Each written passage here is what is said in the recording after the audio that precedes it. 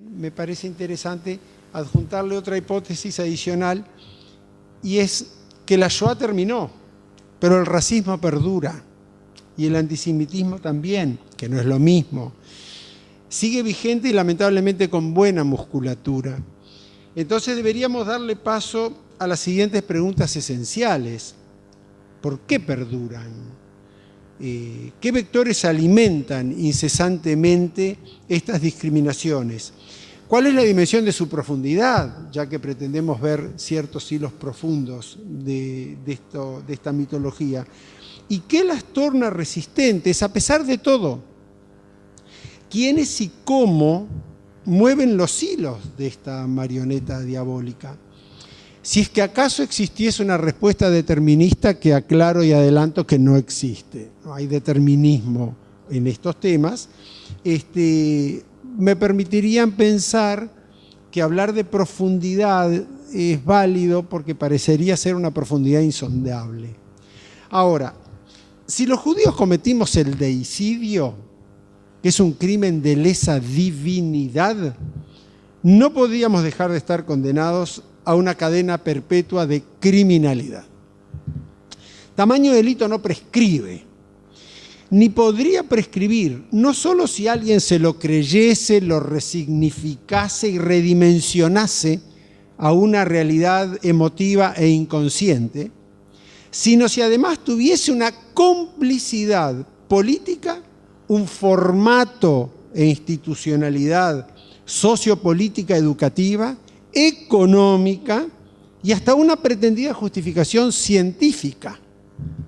Dicha criminalidad se sostuvo en mitos que catalogaban a los judíos de asesinos, diablos, lujuriosos, usureros, avaros, criminales de ritos de sangre de niños cristianos, de ritos previos a las Pascuas, que se remontaba a la Baja Edad Media, pero que encuentra, y esto es un matiz, un detalle, un embrión racial y antropológico en la propia Inquisición española, que instaura el concepto de pureza de sangre. Y la sangre no es ni emotiva ni teórica, la sangre es biológica. Por supuesto que veremos más adelante cómo esto se refuerza en el siglo XIX. Con tal carga atávica, para quien estuviese compenetrado y convencido de tales pensamientos primitivos, transformados en verdades y realidades, la sola reproducción de los judíos solo generaría monstruos inferiores a los animales, los que por ende deberían de ser destruidos. Y no en vano, para empezar, la primer prohibición del año 1933, cuando asume Hitler, es cualquier contacto sexual con los judíos para no contaminar esa pureza. Son leyes de 1933. Con tales convicciones populares, la eliminación de los judíos en el ambiente de época y contexto nazi podría pensarse que al menos fuese más razonable, más tolerante. Ahora, en el siglo XIX, se establece una nueva corriente de notorios filósofos europeos que exacerbaron más aún estas premisas, incluso desde el área científica antropológica. Hay que ver que el siglo XIX, el signo del modernismo, un libro escrito incluso por Johnson, el escritor inglés, el modernismo del siglo XIX es el modernismo casi que actual. O sea, lo de hoy tiene variables, por supuesto, pero entre el teléfono y el telégrafo, internet, son mejoras de aquello. El siglo XIX también da lugar a una explosión científica en el área antropológica. Y a título de ejemplo, emblemático, porque hubo varios, pero los que le dieron una mala interpretación al darwinismo acerca de la evolución humana, antropológica humana, uno de los personajes, podríamos decir, más funestos, francés, un autodenominado conde Arthur de Gobineau, que vivió en Francia entre 1816 y 1882, en su libro Ensayos sobre la desigualdad de las razas humanas, que lo escribió entre 1853 y 1855, prácticamente fue lo que luego sería el motor, el carbón que manejó el mito ario. Vamos a ver un poco qué decía Gobineau y combinemos ambas hipótesis de nuestras reflexiones, desde aquellos siglos profundos hasta por qué y cómo pueden mantenerse algunos aspectos de aquellos hasta el día de hoy, que exacerbaron el antisemitismo, y ver qué vehículos habilitan tanto al antisemitismo como al racismo a que perduren en el correr del tiempo. Y estamos justificando de esto también uno de los intentos del libro que publicado y ayer presentado, que es un proyecto educativo, también de estudiar la Shoah como un mascarón de proa para tratar de entender otras discriminaciones. Y en ese sentido sí creo que es válido el estudio imperioso de la Shoah, que hoy en día pareciera ser que se está desvaneciendo. Primero, a los amarillos Gobineau los juzgaba como, cito a Gobineau, pedantes, materialistas y poco creativos. Enunciaba que su lengua era incapaz de abordar profundidades filosóficas y metafísicas. Así lo veía. Para profundizar este concepto y hablando de vehículos que puedan permitir que estas nociones perduren, Hollywood nos dio una gran mano.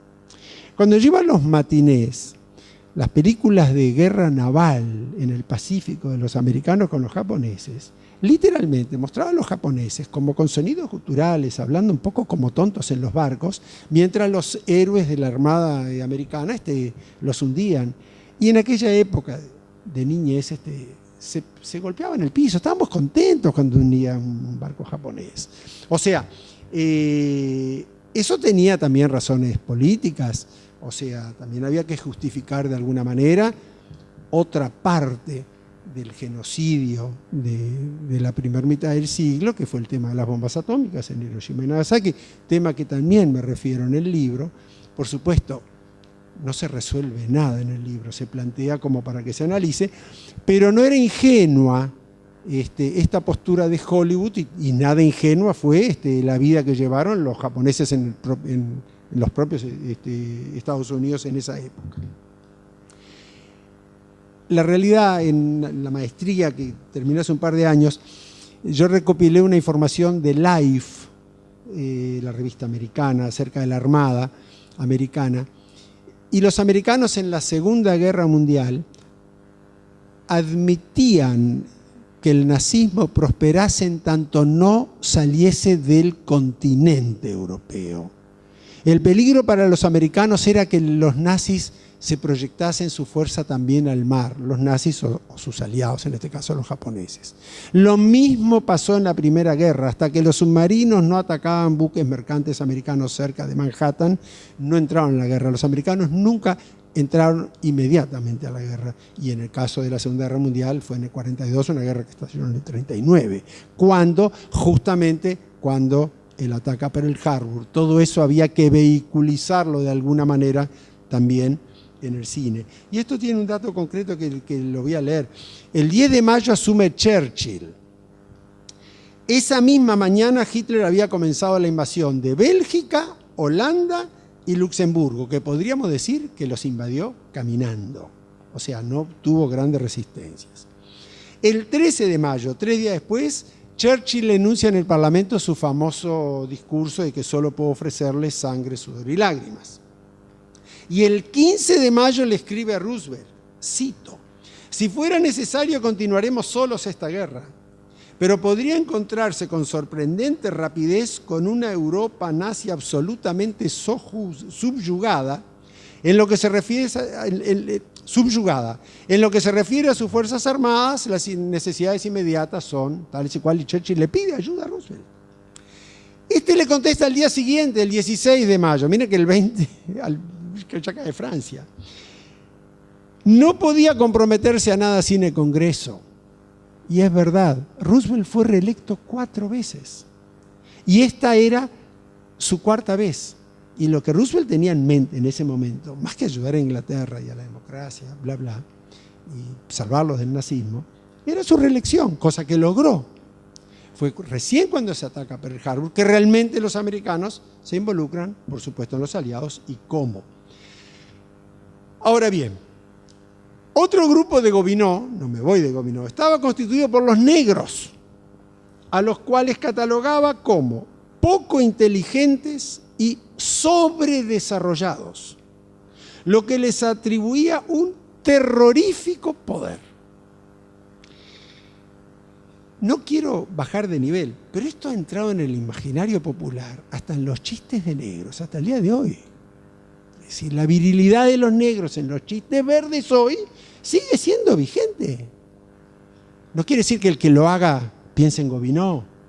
Yo lo que estoy diciendo es cómo se mantienen ideas, y estamos hablando del siglo XIX al siglo XXI. Y no parece que a nadie le molestase. A ellos sí. Ahora, lo menciono en mi libro, pero no es necesario el tema de la negritud. Ayer yo hablaba que hay una similitud buscada y una diferencia en disputa entre la Shoah y la negritud, sobre todo por los que sostienen la negritud, que dice que la Shoah fue una matanza de blancos entre blancos. Nosotros decimos que si se desconoce el antisemitismo en esa matanza, es una simplificación que no ha lugar. Pero efectivamente, con los negros la pasaron muy mal antes de la Shoah. Lo concreto es que basta ver el racismo en Estados Unidos y hoy en Europa, a pesar de Rosa Parks, a pesar de Martin Luther King, a pesar de Obama. Presidente negro, realmente hay que ver lo que significó que un afrodescendiente llegase a ser presidente de Estados Unidos. El racismo continúa. Y para un ejemplo seleccionado de vigencia en esta segunda clasificación de Gobineau respecto a los negros, quiero hablar un minuto de James Watson. Este señor es el premio Nobel de 1962 y fue despojado de sus títulos por reiterar que entre blancos y negros existe una diferencia genética en la inteligencia. Esto pasó el 14 de enero del 2019, hace 3 semanas. Hace 3 semanas, pueden leer la BBC. Watson había hecho señalamientos similares en el año 2007, cuando afirmó que los africanos eran menos inteligentes que los europeos, pero luego se disculpó. ¿Quién fue Watson? Premio Nobel de Medicina en 1962 con otros 2 profesores, nada más ni nada menos que por el descubrimiento de la estructura de doble hélice del ADN. Yo no soy un hombre de la medicina, lamentablemente José se tuvo que ausentar en la sala porque Charlotte no se sentía bien. Pero me parece que el descubrimiento del ADN es poco menos lo más importante que apareció desde que alguien sostuvo que somos homínidos o, en fin, o que proveemos de la costilla, que Eva proviene de la costilla del hombre. Este hombre es el que en el 2007, trabajando en la Universidad de Cambridge, le dijo al periódico británico Times que era pesimista respecto al futuro de África, porque todas nuestras políticas sociales están basadas en el hecho de que su inteligencia es la misma que la de los blancos, cuando las pruebas, según él, indican que en realidad no es así. Después de su comentario en el 2007, el laboratorio lo suspendió, perdió su trabajo como rector en el laboratorio, pero tras escribir una disculpa, retuvo sus títulos honorarios como rector emérito y miembro honorario. Este año, 2019 y hace poquito, recién la institución lo despojó de sus títulos. Ejemplo respecto a los negros. Y vamos al tercer punto de Gobineau, que tiene incidencia sobre los judíos y la parte del antisemitismo. Hasta ahora hablamos de otro tipo de discriminaciones. El tercer grupo era los blancos para Gobineau, caracterizados por, cito, el honor, la espiritualidad y el amor por la libertad. Estas grillas de clasificación racial, que hoy denominaríamos étnicas, fluyeron transnacionalmente de sobremanera en el siglo XIX, incluso con intelectuales de nuestra región, americanos, sudamericanos.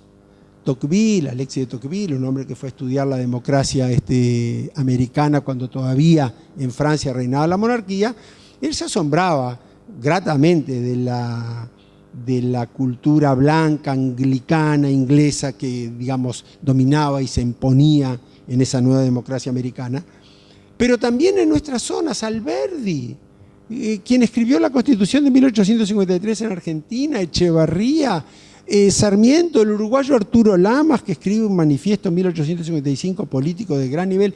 Todos entendían que esta zona había que poblarla, pero no de cualquier manera, había que poblarla con blancos, de ser posible, anglicanos o protestantes, que eran gente laboriosa, que era gente buena, que era gente serena, que era gente que llevaba la prosperidad, y no con indios o mestizos, así lo decían. Para Sarmiento, el hombre blanco, el hombre decente solo podía ser blanco, porque el nivel de decencia estaba dado por la clase económica, social, aristocrática y el color de piel.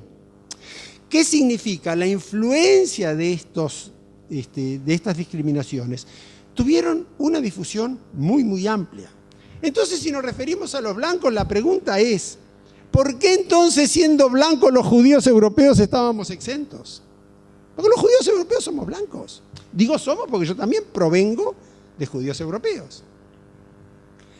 Uno solo de los argumentos, porque esto es un tema que tampoco lo vamos a resolver, que aplicarían a la búsqueda de esta respuesta y que al final ampliaremos, es que esta construcción del hombre blanco infiere la respetabilidad del hombre blanco. Imagínense, honor, espiritualidad, amor por la libertad. Y los judíos estábamos absolutamente exentos de poder gozar la más mínima respetabilidad. Ni que hablar la potencia y el vigor de esta absurda representación de valores humanos, podríamos decir hoy, y modelo de vida entre las clases medias, a las cuales les proveían la seguridad y el sostén de sus normas morales.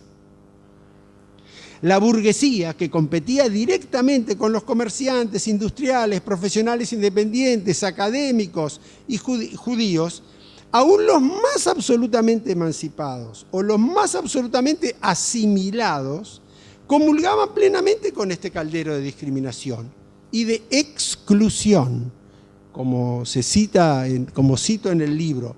Ser buen alemán en el contexto del nazismo era no ser judío. O sea, todo esto llevó directamente a la exclusión. Es más, tampoco los discapacitados fueron tolerados por el nazismo. Aún siendo blancos, también de ellos había que desprenderse. Y hay un concepto brutal, el Lebensborn, fuente de vida. La fuente de vida del Lebensborn eran criaderos, granjas de criadero de niños blancos arios puros, entre mujeres arias y hombres soldados, en fin, que supuestamente iban a criar niños arios puros. Una especie de Esparta del siglo XX, en pleno siglo, de Esparta de aquel entonces en el siglo XX. Y eso sustentó de alguna manera también la idea primigenia del Lebensraum, del espacio vital de Hitler, que ya lo había escrito en Mein Kampf en 1924. Ahora, las tensiones político-religiosas intercristianas alimentaban este odio antisemita también entre las poblaciones rurales. Y cuando digo intercristianas es porque entre catolicismo y protestantismo respecto al judaísmo había muchas diferencias. O sea, la pureza de sangre nunca fue un concepto asumido, por ejemplo, por todo el movimiento protestante y sus distintas variables. Era estrictamente católico. Ahora, estas poblaciones rurales eran muy creyentes en las distintas opciones cristianas y ni que hablar de las sociedades analfabetas en aquel entonces, que siempre fueron muy vulnerables y disponibles en una combinación, un binomio político-religioso para este tipo de supercherías. Y acá quiero dar un dato, porque en el libro menciono bastante a Walter Benjamin, entre otros pensadores, pero en el año 1940, Walter Benjamin desarrolló un concepto que le llamó el inconsciente óptico. Es muy interesante, por lo menos lo comparto con ustedes porque me pareció interesante. Con el surgimiento de la fotografía, decía Walter Benjamin, hemos incorporado a nuestro inconsciente imágenes que por muy rápidas o muy pequeñas, sin la fotografía no las podíamos ni tan siquiera ver. pero que hoy en día, en el 1940, sostenía, sí integran nuestro inconsciente global, digamos, de conocimientos. Sartori, un ilustre y célebre cientista político europeo italiano, que falleció hace poquito, escribió un libro que se llama Homo Videns. Estoy haciendo una salida diacrónica, me estoy viniendo ahora para explicar algo, voy a volver para atrás. En Homo Videns, él es muy crítico del hombre influenciado por la cultura, la imagen, frente al hombre sapiens, el hombre Gutenberg, como lo llama él, que tiene su acervo cultural en la lectura y en el idioma. Y, que no tiene nada que ver con esto, él explica que la radio fue el primer objeto de democratización, sería una palabra moderna y mal utilizada, de llegada masiva a todas las poblaciones, porque los periódicos, que en todos los idiomas tienen el mismo nombre, el jornal en Italia es El Día, diario en español, tenían la obligación de escribir las noticias, newspaper en inglés, Tageblatt, El Día en alemán, en fin, llegaban a la gente que los podía comprar, básicamente urbanizada y además letrada. Pero cuando la radio se impone, llega a la masiva población, incluso rural e incluso analfabeta. Entonces los mensajes, en este caso de la propaganda nazi, porque estamos en ese tema, el tema de la propaganda es un tema difícil de manejar, que de alguna manera yo atisbo hipótesis en el libro como para poder tener noción de su complejidad, sí ya fue otro vehículo utilizado por el nazismo a través de la radio. Por tanto, ni que hablar, si le damos el 100% de crédito a Benjamin, basta mirar las documentales de Leni Riefenstahl para ver lo que puede haber sido en aquel entonces para la gente el inconsciente óptico. Ahora bien,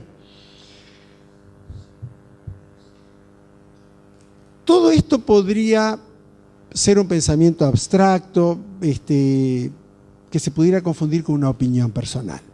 Yo quiero sustentar que no es así. Y voy a dar algún dato empírico para que se comprenda el sustento de lo que estoy tratando de comunicar. Un doctor famoso, y si hay un doctor en la sala le pido disculpas porque para mí es novedad, que se llamaba Rudolf Virchow, del año 1821 al 1902. Uno de los fundadores de la antropología germana y líder de la Sociedad Germana Antropológica, fundada en 1870, que contribuyó a la humanidad con estudios serios de patología celular, epidemiología, salud pública, arqueología y otras disciplinas científicas, que hay enfermedades que llevan su nombre, hay ganglios que llevan su nombre, un cráter lunar lleva su nombre y un asteroide lleva su nombre. Imaginémonos la envergadura de este personaje. Aparte fue un político del partido prusiano, instó a la realización de un censo racial, una investigación racial muy interesante, infantil, en Alemania, Austria, Holanda y Bélgica en el año 1871. Se trataba de estudiar la forma de los esqueletos de los niños para diferenciar a los niños judíos de los niños cristianos. Lo cual resultó muy complicado de estudiar, porque los esqueletos, no sé cómo pudieran haberlo hecho en 1870, yo me imagino que había que sacarle placas, en fin, fue difícil. Entonces en el 71, Virchow establece otro modelo de censos, que es a través del color del cabello y el color de los ojos. Muy bien. La red escolar total de estos países colaboró con el intento. Pero como no soy partidario de ver las cosas con dicotomía absoluta, nobleza obliga, en Hamburgo la red escolar se negó a participar de este censo porque sostenía que era una afrenta a la libertad personal. Ok, un argumento válido. Ahora presten atención, porque los alemanes fueron siempre expertos en censos. 6.760.000 niños fueron censados por el estudio de Virchow. Cuidado. Imaginen el shock de estas medidas y de estas inspecciones en los niños judíos. Una minoría muy chica. Y como estamos en un festival de cine, voy a mencionar una película, La vida es bella. No voy a abrir juicio de valores sobre La vida es bella porque es una película polémica. Pero de cualquier manera, la escena en la cual los niños están en la escuela, la maestra, una maestra severa, gruesa, y el oficial nazi que entra con sus botas charoladas y los guantes de cuero para explicar la diferencia, bla, bla, bla, y la maestra consciente, y es una escena dura, finalmente terminan que 2 niños de la clase, ya no pueden participar de la clase, se levantan y salen y quedan esperando en los escaloncitos de mármol de afuera de la escuela, que cuando lo vienen a buscar le preguntan por qué se fueron. A mí me trajo este conocimiento de la inspección de Virchow lo que deben de haber sentido estos niños judíos en varios países. Ahora bien, algo parecido ya había pasado, les dije que son especialistas en censos, cuando después de la Gran Guerra, la Primera Guerra Mundial, los alemanes hicieron un censo de los soldados judíos que habían desertado o intentado evadir el servicio militar. Cuando en el libro cito datos, 12.000 soldados judíos en la Gran Guerra murieron. No es que participaron, murieron como héroes de la Gran Guerra. En fin, lo concreto es que Virchow no pudo definir ni concluir acerca de la supuesta hipótesis científica que determinase diferencia alguna entre los niños judíos y los niños cristianos. Él concluyó que en toda Alemania los rubios eran solamente el 31,8%, los morochos el 14,05% y las variedades, digamos, o sea, algún pelirrojo y castaños, eran el 54,15%. De los 75.377 niños judíos inspeccionados, que configuraban el 1,1% del total. Miren, tremendo estudio para verificar esa diferencia. El 11% eran rubios, el 42% morochos, el 47% castaños. El propio Virchow fue quien negó la existencia de diferencias raciales e intentó enterrar el mito racial de una vez por todas, él mismo.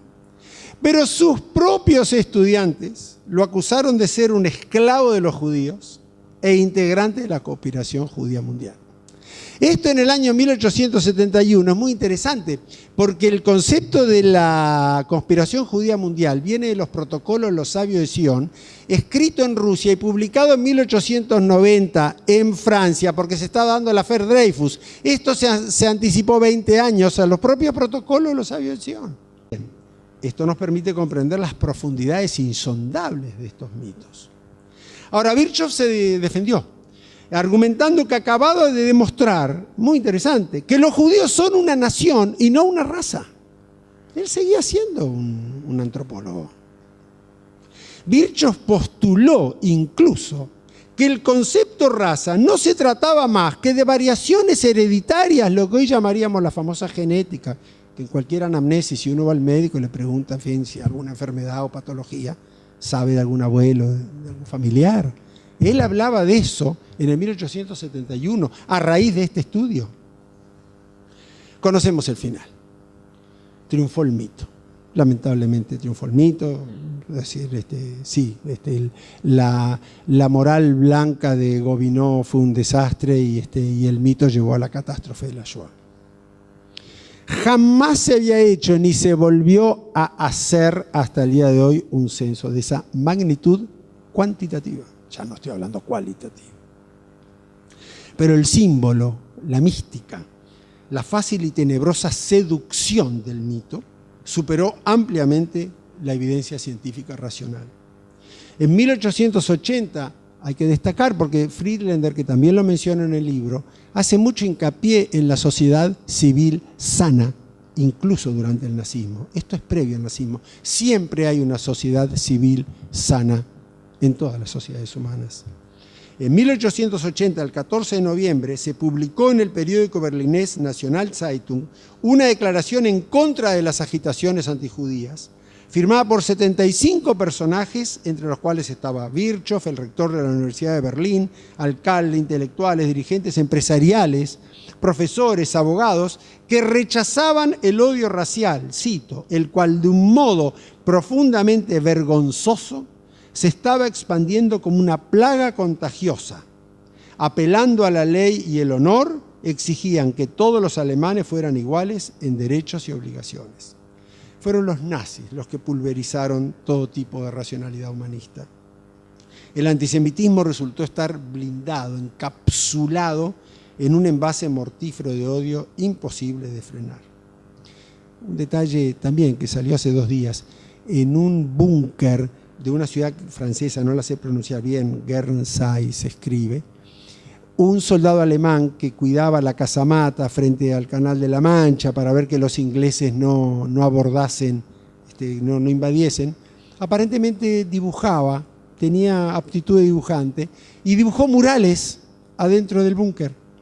Entonces en un mural dibujó un soldado sosteniendo una daga, él era un soldado, era consciente de su obligación, una ducha para darse un baño fresco, plantitas porque quería volver a plantar, o sea, algo así como las cosas naturales que ansiaba como un muchacho que estaba solo en un búnker.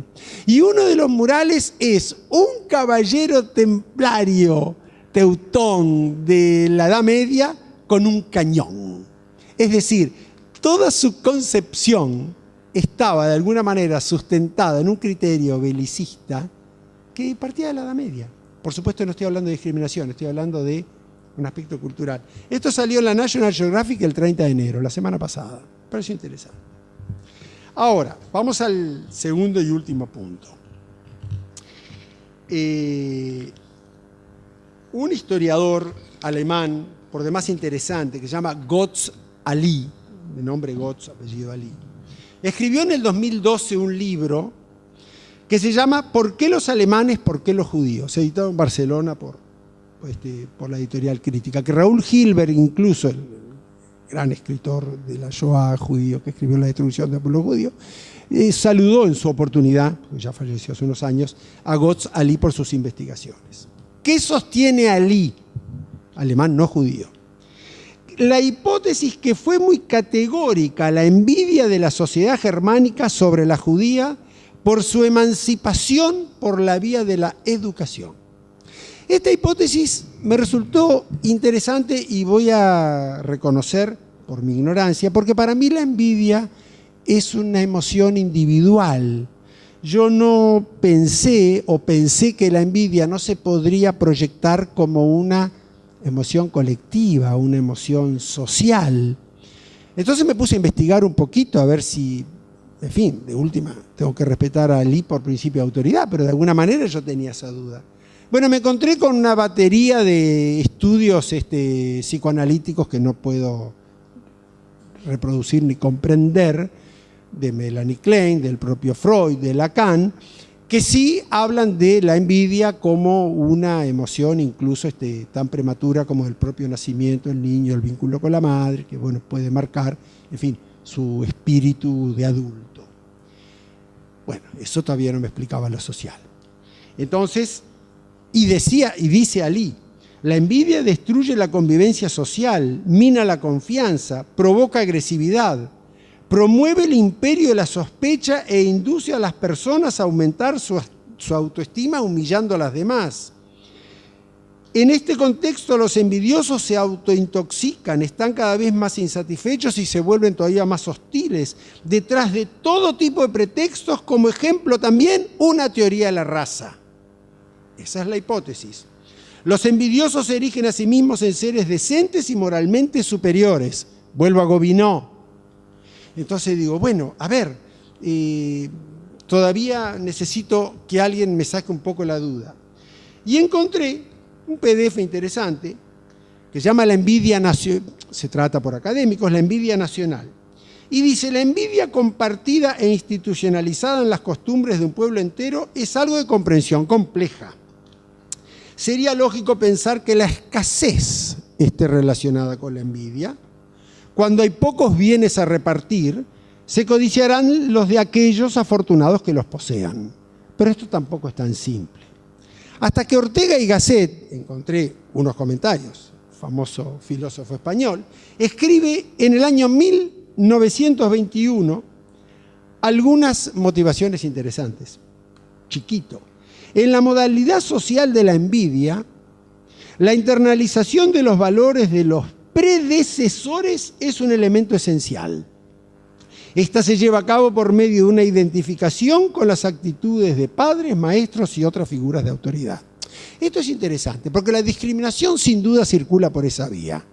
Si un niño le grita a otro niño judío de aquello o negro de aquello, puede ver en un niño negro, si él es blanco, una diferencia de piel. Un judío no sabe lo que es, definitivamente.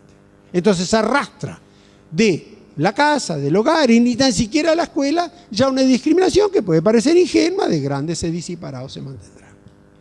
Ahora, cuando ciertas características, dice Gasset, son compartidas por una parte considerable de la población y se transmiten transgeneracionalmente, acaban incorporadas a los patrones culturales de respuesta, es decir, entran a formar parte de la psicología de un pueblo. Esto me pareció interesante como para, desde mi humildad, darle crédito a esta teoría de Ali, que es un historiador importante. Ahora, Ali la sustenta, porque también busca una argumentación empírica.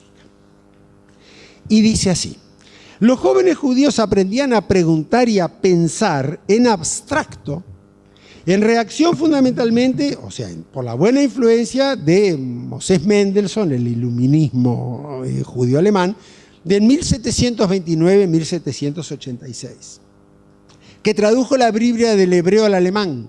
Fue la primera traducción de la Biblia del hebreo al alemán y acercó a los jóvenes judíos a la cultura alemana, pero emancipándose a un ritmo acelerado. Tanto por su conocimiento del idioma hebreo y la filosofía religiosa del Talmud, que era la base que lo sustentaba, como por el progreso en las materias universales elementales. Y da unos ejemplos realmente interesantes. Releva Ali. Se fundó la Freie Schule de Berlín en 1798. Disculpen mi alemán, la Wilhelm Schule de Breslau en 1791. La Escuela de Niñas Israelitas de Hamburgo en 1798. La Franz Schule de Dessau, 1799. La Escuela de Oficios para Niñas Israelitas en Seesen, 1801. La Philanthropin de Frankfurt en 1804. Y la Talmud Torah Schule de Hamburgo en 1805. Realmente en 20 años. Una explosión de fundación de escuelas judías, incluso para niñas, en conocimiento y en oficios.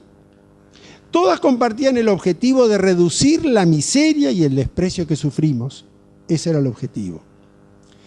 La educación alemana de entonces estaba en manos de clérigos cristianos que impartían la educación de memoria, más dogmática.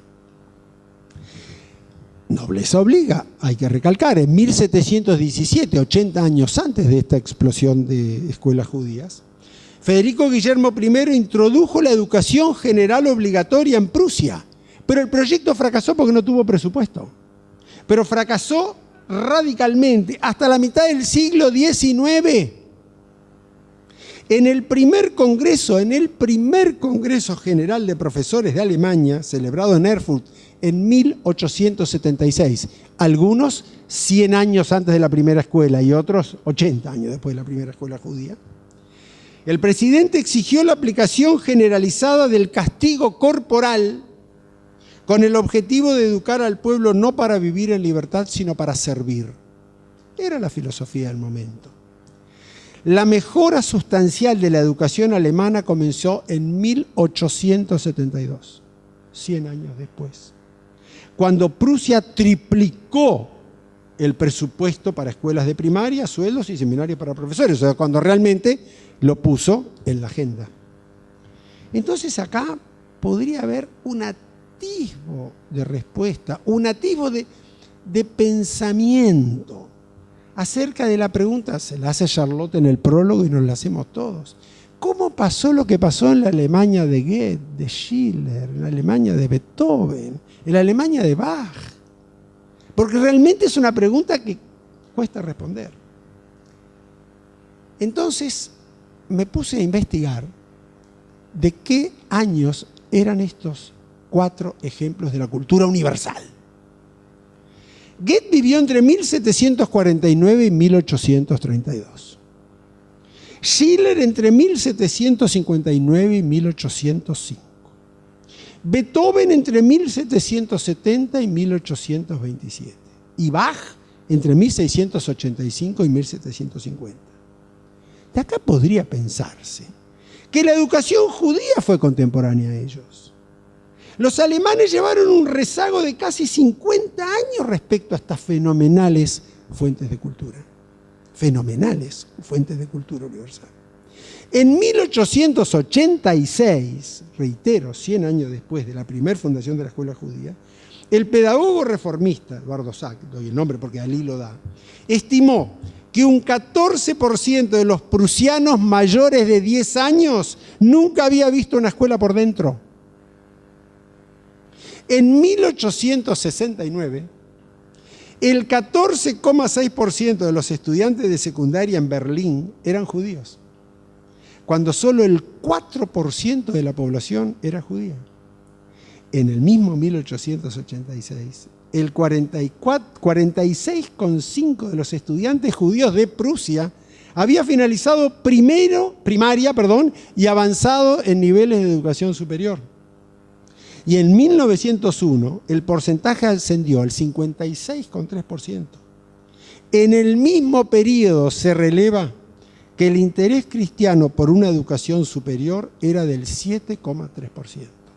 O sea, hubo un rezago, hubo un vacío en esa educación alemana de entre medio siglo y un siglo, que de alguna manera desfasó la aprehensión de la brillante cultura alemana, por lo menos en un porcentaje abrumador de las masas alemanas. Y en esa minoría judía, no.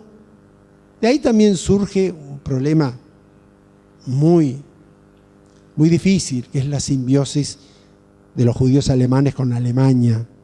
O sea, los judíos salieron de Polonia, no querían volver a escuchar el nombre, no hablar el idioma, el nombre. Los judíos alemanes, quiero que sepan, no solamente aman a Alemania, sino que fue la primera sociedad en Europa que volvió a revitalizarse con una población judía muy importante. El famoso humorista israelí, ¿cómo? No.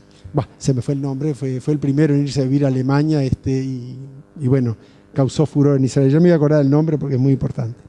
Lo concreto es que tenemos que hacernos una pregunta, porque está bien, esto es un dato histórico, sustenta una hipótesis, pero en historia con mayúscula, lo que importa son las preguntas. Lo que importa es problematizar lo que supuestamente entendemos o queremos entender para siempre revitalizar el saber, porque la historia es dinámica y aparte resignificamos aquel pasado en este presente.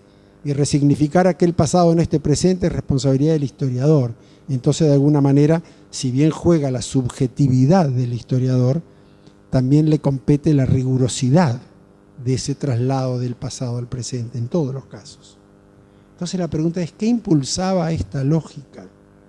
¿Por qué los jóvenes judíos, las comunidades judías, estamos hablando de Alemania, tuvieron esta dedicación al estudio en este periodo? Es que los jóvenes judíos en Alemania y en Europa Oriental tenían vedada la carrera militar, que era de un enorme prestigio social, y el ser funcionarios públicos. O sea, tenían vedadas las puertas del ascenso y de la jerarquía social. Entonces la universidad era la única opción, el único camino pragmático para mejorar en la sociedad.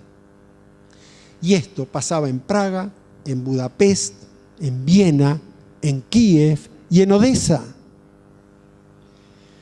Entonces, termino. Conocemos el final. El final es que a pesar de todo esto, se dio la Shoah. Un delirio, verdadero delirio, podemos pensar a través de estos insumos, devastador. Habrá que seguir estudiando e investigando causas y efectos de estos caminos intrincados que llevaron a la Shoah. Pero yo quiero rescatar algo de esta hipótesis. No tanto su certera validación, porque es una sola hipótesis y jamás una hipótesis lo explica todo. En ciencias sociales ni soñar, pero en historia tampoco.